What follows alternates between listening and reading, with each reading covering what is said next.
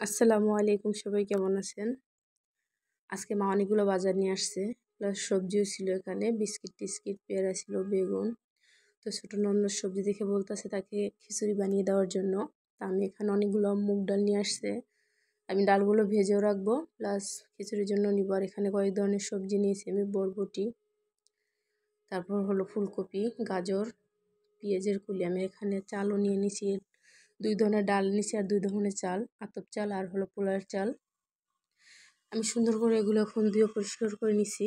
আর মশলাটা নামাইতে আমি একদমই ভুলে গেছিলাম, দেখেন এখন এইভাবে আমার ছুরি দিয়ে কাইটে কাইটে দিতে হইতেছে।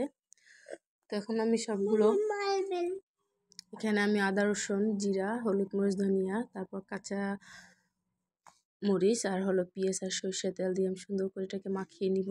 আজকে আমি সুন্দর করে মাখিয়ে বসাবো, যেহেতু আতপ চাল আর পোলার চাল দিয়েছি, সুন্দর একটা সেন্ট আসতেছিল এখনই মাখানোর সময়। আর দেখতেও কিন্তু অনেক সুন্দর হয়েছে। আজকে হলুদটা আমি একটু পরিমাণ কমই দিছি, কারণ এর আগে কয়েকবার রান্না করছি হলুদটা একটু বেশি হয়ে গেছে। এখন এটাকে আমি পানি দিয়ে চুলায় দিয়ে দিব। চুলার আঁচটা প্রথমত অনেকটু বেশি থাকবে, কারণ সিদ্ধ হতে হবে। বলক আসার পরে দেখা যাবে আমি একটু চুলার আঁচটা কমিয়ে দিব। আর এখানে টমেটোও দিয়ে দিলাম, যেহেতু টমেটো সিদ্ধ হতে অনেক টাইম লাগবে সেজন্য। আর আতপ চাল আর পোলার চাল তো সিদ্ধ হতে কোনো টাইমই লাগে না, দেখা যায় সবজির আগে চাল ডাল সিদ্ধ হয়ে গেছে। আর এই যে সিক্রেট মশলাটা আমাদের, সেই মশলাটাও দিয়ে দিলাম। আর এখানে আমি তো জাল বেশি একটা দেই নেই, সে কারণে এখানে আমি বোম্বাই মরিচ দিয়ে দিলাম একটার কম হবে। আর দেখুন কত কম নিয়েছিলাম চাল, এত বরকত দিছে আমার খিচুড়িতে, যার কারণে মানে বরকতের ইয়াতে আমার পাতিল ভরে গেছে অনেকটা, মাশাল্লাহ অনেকগুলো হয়েছে খিচুড়ি। আমি এখানে ঘিও দিয়ে দিছি। তারপর এটাকে আমি এখন বাগার দিব কিছুক্ষণ নাড়াচাড়া করার পরে, কারণ এখানে আমার ইয়াগুলো সিদ্ধ হয়েছিল না, টমেটোগুলো। আবার সুন্দর করে নাড়াচাড়া দিয়ে নিলাম। আর এই যে আমি এখন বাগারের জন্য পেঁয়াজটা ভাজা নিয়েছি, যেহেতু তেল আমি কমই দিয়েছি, এর আগে সরষে তেল আর ঘি দিয়েছি, সে কারণে আমি এখানে সয়াবিন তেলটা কমই দিছি।